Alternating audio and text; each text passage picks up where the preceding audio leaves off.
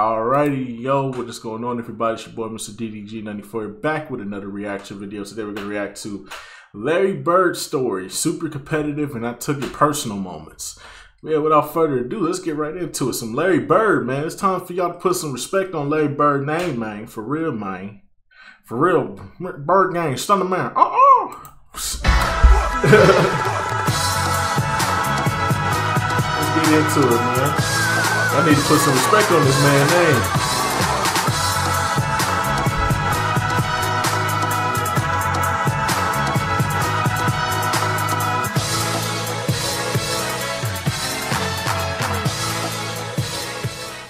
Basketball is a game of guards, forwards, centers, and Larry Bird. He was a bit of all three, sort of a greatest hits album in shorts.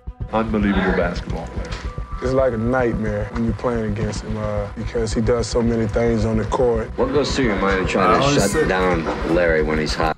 I always said Larry Bird was Kevin Durant before Kevin Durant, but he was Kevin Durant on steroids. So imagine Kevin Durant with Steph Curry's just dead eye accuracy from three. That's what Larry Bird was. Like, he could tell you what he was going to do, and then he would do it. That's how dangerous this man was. He's that times 10. He's Steph and KD times 10. Or shut him down anytime. It usually is hot. Help, help, help. That's my favorite word when he gets the ball. Help. But when Bird was at the free throw line to close the game, rookie Reggie Miller tried to get into Bird's head. He yelled, "Hey, hey," when he shoots. Bird glared at him and said, "Rook, I am the best f***ing shooter in the league. In the league, understand? And you're up here trying to f***ing tell me something?" He wore goggles at the game just like Kareem. What a legend. What does this tell you? Is he cocky? Sure. When it comes to basketball, the beautiful thing about Bird is that most of the best stories about him are trash talk stories. These stories are proving that Larry Bird's not only the best trash talker, he was the most savage player that ever played in the NBA. Vincent to Bird, and it goes! The extra and probably most epic one trash talking wise, a bad elbow kept him in the Holiday Inn while his teammates lost Game 3 to the Cleveland Cavaliers. That was bad enough. But when the Cleveland fans and moronic electronic media had the audacity to cry, "We want Bird," Larry needed no more invitation to suit up for Game 4. For the Cavs in the backcourt replacing Accent you shall receive. Accent you shall motherfucking receive. That is vintage Larry Bird. They don't know what they're saying, he snarled.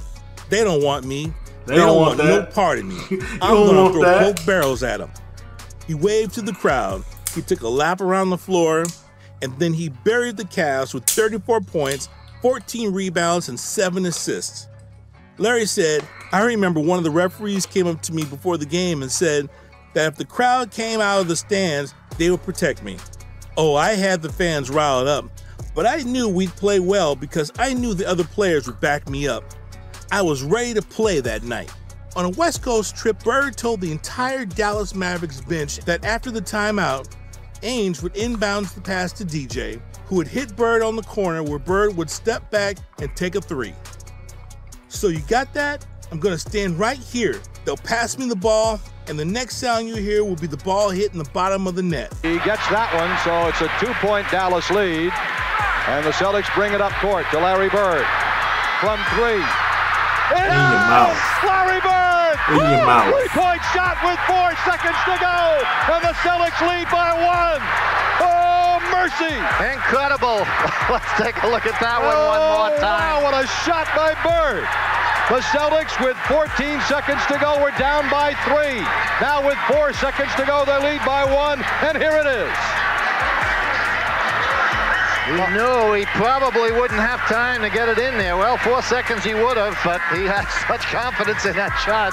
Not quite from that range, but he just did what was expedient. The Birdman likes that one. And that's exactly what happened.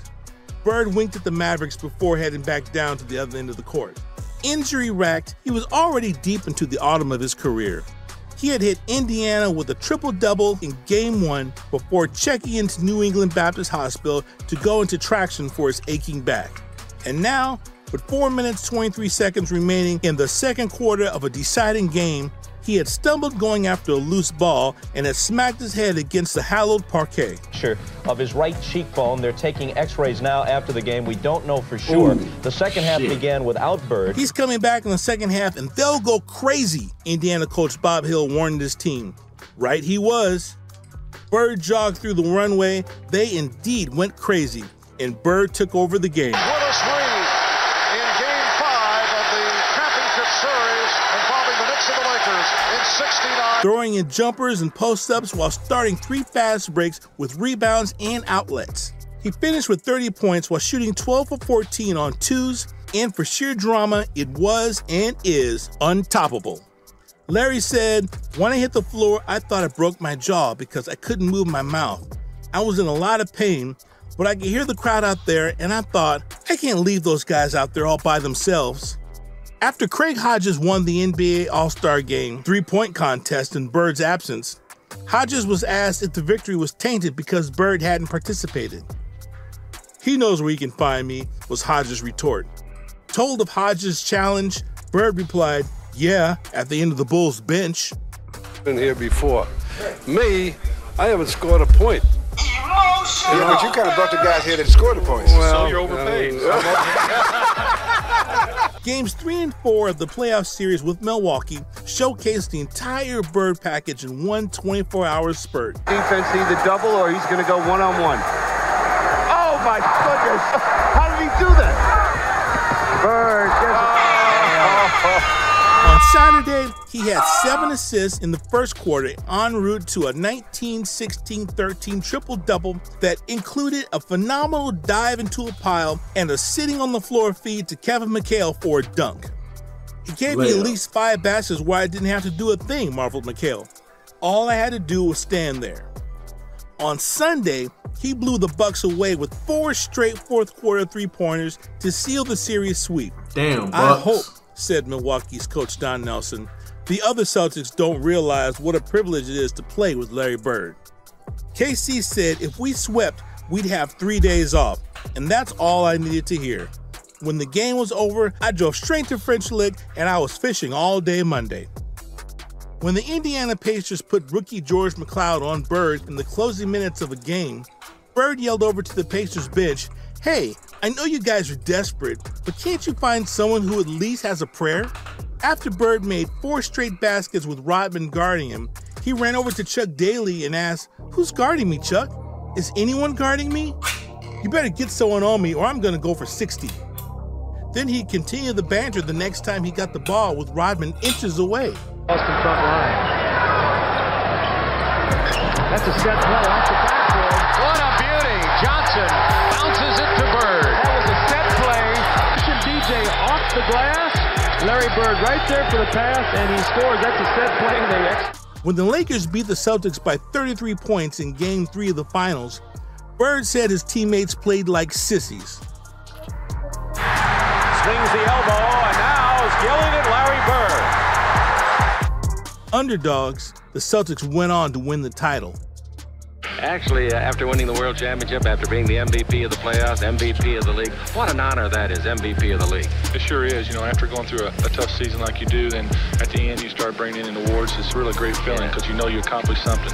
Bird greeted fellow three-point shooting contest participants by asking which one of them would finish in second place behind him.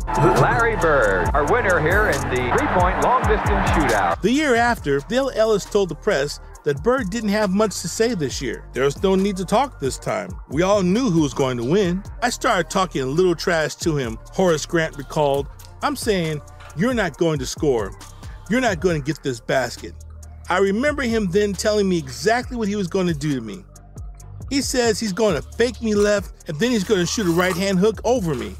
And then he goes and does it and scores. To spread the Bulls defensively. Let's see if they wind it all the way down. Inside of 10 seconds. Bird low. You can't double yet. Now you can quickly. Bird's jumper, good. 3.6 seconds left. Larry Bird Deadly, gives the Boston Celtics a 2-point lead. Two of the best defenders in the league. Knicks forward Charles Smith remembers when Bird barked, "Sorry, Charlie," as he released a long last-second shot to win the game. That kind of thing makes you want to jump on a guy. Has him. They go to Charles Smith.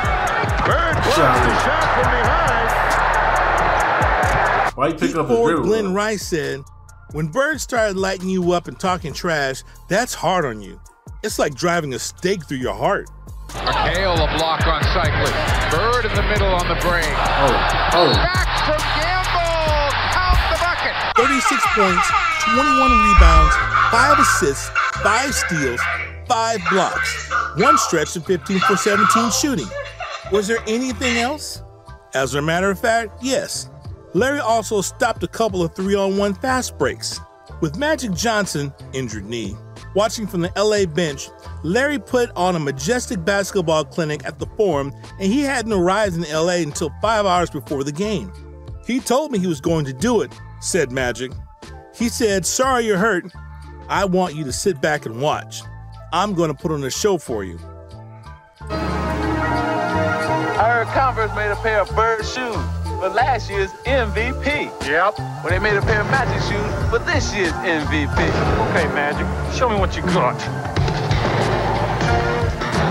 It was Game 7 of a heated emotional series with the Hubie Brown, Bernard King Knicks, and Larry was ready. Wrote Dan Shaughnessy, "Call it a quadruple-double. 43 points, 12 rebounds, 10 assists, and a dozen standing ovations." The crowd is chanting MVP for guess who at the free throw line. Well, he gets my vote, to tell you the truth, because he does so many things on a basketball court. Larry hit a 16-foot baseline fall away some 14 seconds into the game, and that was a signal he was in complete control. I remember making that left-handed shot right in front of their bench. Absolutely. That game was one of my highlights. There was never, ever a night like it. Game time temperature, 97 degrees. In ridiculous, almost inhuman physical conditions. The hottest place in this city, literally. There is no air conditioning in this ancient building. And down there on that familiar parquet floor, the Lakers will have a bottle of oxygen alongside their bench. Larry shot 15 for 20 en route to 34 points and 17 rebounds as the Celtics take a 3-2 lead over the heated Lakers. "It was a 48-minute steam bath," snorted Pat Riley. Larry said, "Everybody complained about the heat, but I felt great out there. I remember running by the Laker bench and seeing them sitting there sucking in oxygen, and I felt like I could run forever." The crowd was really into it that night. The basket by Bird is good, and there's a foul. On March 3rd, McHale set a Celtics scoring record with 56 points. "He should have gone for 60, Larry said. 5 games and 9 days later, Larry torched the Atlanta Hawks for 60, not including a three-pointer that was waved off. How hot was he? Larry had one blitzkrieg of 32 points in 14 minutes. How outrageous were some of those shots? One-on-one, a couple of astonished subs fell off the Atlanta bench. Bird, 14 seconds, he got fouled. He hit the shot. They're not going to count. McHale grabbed an offensive rebound and fired it back to Bird for a buzzer-beating foul line jumper. And hit it at the buzzer. Bird has 60 points. Larry Bird scored 60 points. Look at the Boston. "When I'm shooting like that," Larry shrugged, "no one can stop me." As for Kevin, yeah, I told him at the time he made a big mistake by not going for 60. It was as good a mano-a-mano duel as the NBA playoffs had ever seen. Fourth quarter, Game 7, Eastern Conference quarterfinals. Larry Bird versus Dominique Wilkins. For 3 quarters, it was an even, high-level battle. They went to war. In the fourth, they each put their teams on their backs and said, "Let's go." Dominique had 15 of his 47 in the fourth, but Larry trumped him by shooting 9 for 10 and scoring 20 of his 34 in the 12 minutes as the Celtics won 118-116. The Bird summation? Hell, this is my building. Breaks free, stays with it, and the foul is called. The continuation for Larry Bird. He hit that anyhow with 3 seconds left. There's no doubt I'm in control of what I do out there. I can I can score any number of points my team wants me to. If they give me the ball in the right situations, I can rebound, I can pass. And as if 47 points, 14 rebounds, 11 assists, and the game-winning basket with 3 seconds left in overtime weren't enough, Larry spiced this one by making 7 left-handed shots. Memorial Coliseum was always one of his favorite arenas, but this was his Northwest Picasso. So what was the deal with all the southpaw baskets? I'm saving my right hand for the Lakers, he said. I told him I was working on the left-hand shot all summer to go at Michael Cooper, and I was just trying it out. Larry had 30 points, 12 rebounds, 10 assists, and 9 steals in 3 quarters. Would he like to go back in to get that 10th steal and achieve a quadruple-double? Nope, he said. I already did enough damage. Why go for it when we're up by 30? Larry abused the Utah Jazz for 12 points, 9 rebounds, 5 assists, and 4 steals in the first period alone as the Celtics jumped to a 34-10 lead. I remember saying it was no big deal about the quadruple-double. I said I could get one anytime I wanted to.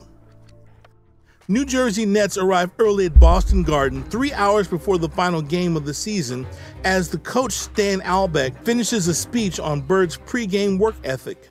The court, however, was empty. A garden usher told the Nets that Bird had already finished shooting. He pointed into the half-light to the high bleachers across the arena. The Bird was running steps. In practice one day towards the end of the season, Coach K.C. Jones laughingly offered to let the team go home if one of them could hit a half court and sank the shot. Bird grabbed the ball, ran to half court, and sank the shot. Everybody went home.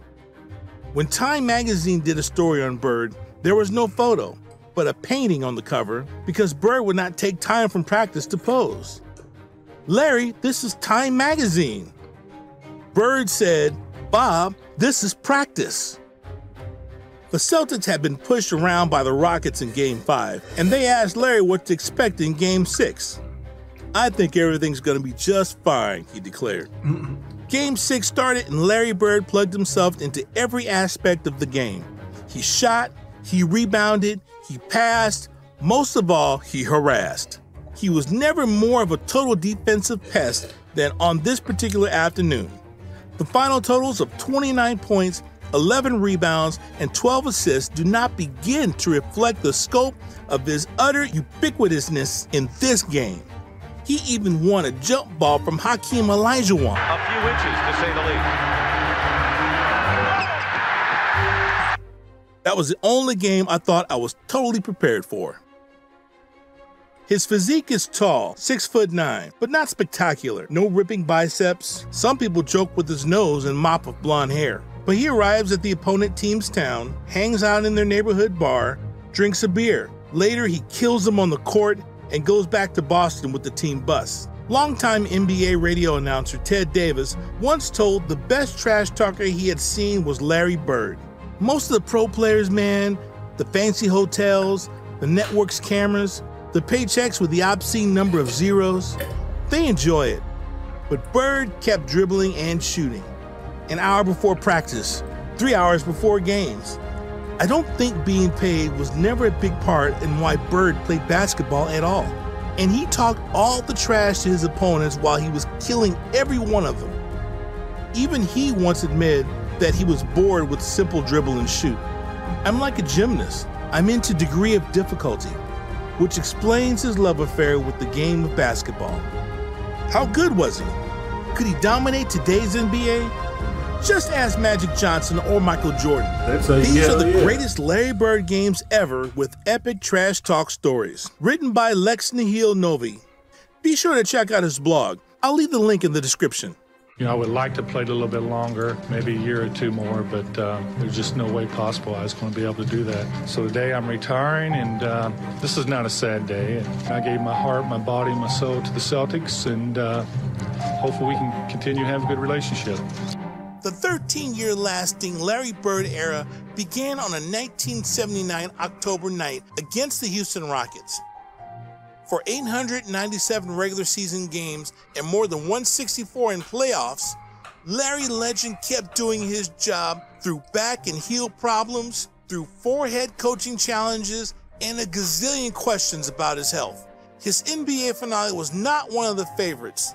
May 1992, Richfield, Ohio, Game 7 of the East semifinals. He played a poetically appropriate 33 minutes, shot 6 of 9 while scoring 12 points. Only 12 because he was done with playing basketball. He was beaten and battered. It was the end of an era in Boston. He retired after the game in Cleveland. Of all his moves, this one had to be the hardest to make. Physically, there was no going back. He played his entire career with a misshapen finger, and he never again babied himself. As the injuries mounted, culminating in the back ailment that eventually brought him down for good, one thing perfectly obvious, and that was Larry Bird believed in earning his pay. Like Red Auerbach said, nobody in my 42 years in Boston ever played hurt the way he did. He would have his face pounded by an elbow, or injured, he'd hurt his knees, he'd have his nose broken, or have his face damaged and being forced to wear goggles. He'd lose a season to double heel surgery, and he'd struggle with a chronic bad back. But for 13 years, he'd refused to give in, and he'd continue to amaze everyone with his phenomenal ability to miss long periods of time and come back as if he just stepped away for a drink of water. That's why he was Larry Bird. During his first 7 years, he missed 13 games. Even the fractured cheekbone in 1982 kept him out only for 5. Damn. Those first 7 seasons encompassed the meat of his career. He won 3 Most Valuable Player prizes, a Rookie of the Year award, All-Star Game MVP, and Playoff MVP. He played in 7 All-Star games, and he was named to the first team All-NBA in all 7 years.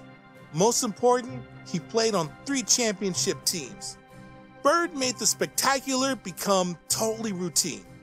He would register triple-doubles, drill three-pointers in traffic, make passes through openings that didn't exist, and dominate ball games because he possessed both skill and bravado. The teammates just stood and watched. A healthy Bird always had that confidence. The best example must be the 1986 finals when the team returned home for Game 6 against the Rockets after having been physically abused in Houston. I'm going to have a good time. I know that rebounding is a problem, so I'm going to rebound. I don't have to score a bunch of points because everybody's got to get involved. I think everything's going to be just fine. It was. Bird's 29 points, 11 rebounds, and 12 assists took over the game and eventually the finals. Fast forward to 1992. He weighed that risk of permanent injury against the potential gain of playing another year and came to a sensible decision. That is, retiring. That doesn't mean the decision was easy for an intensely competitive athlete like Bird. I just couldn't continue doing that to my body. I'm not going to be 100% ever again. Larry Legend's health problems began shortly before he arrived in Boston. He broke his index finger on a shooting hand in Indiana in 1979. Then, 3 years later, took an elbow to the face that fractured his cheekbone and required cosmetic surgery. Elbows continued to pose problems throughout the 80s. He developed bursitis in his shooting elbow. One opponent's elbow broke his nose, and another's fractured his eye socket. Damn. Heels also were trouble, with Bird requiring surgery to remove bone spurs that were irritating his Achilles tendons. God damn. Bird's back, however, proved to be his true Achilles heel. He missed 2 exhibition games after hurting his back in a collision in 1990, then sat out another 7 games of the season. The next summer, he had disc surgery he thought would solve his problems, but his back flared up again and again, forcing him to sit out much of the season. Damn. Running up and down the court could create this disc stress, and disc injuries aren't common in the NBA for the simple reason that typically doesn't occur until people reach their 30s. Bird, however, is even more unusual because he was afflicted by a narrowing of the bony spinal canal that usually doesn't crop up until you're in your 50s or 60s. It's not just one episode of pain that led Bird to call it quits. He had been getting that for 3 years. He had to dig deep to an inner strength to keep on playing in continuing pain. To get ready for the 1992 playoffs and Barcelona Summer Olympics, he followed an intensive regime of physical therapy agreed upon by his personal and team trainer. It involved everything from massages to increased flexibility of back tissues to exercises in which Bird lies on his side and lifts both legs to strengthen back muscles and restore motion. He also did aerobic workouts in a swimming pool, lay flat on the floor after sitting for long periods of time, and stretched out on fold-down seats when he was traveling abroad. In 1992 summer, the legendary Dream Team in Barcelona was the last time Bird played professional basketball. The last couple of years have been very tough on me, on my back and my body. It was very hard to deal with day in and day out, but I would like to play a little bit longer, maybe a year or two more, but there's just no way possible I was going to be able to do that.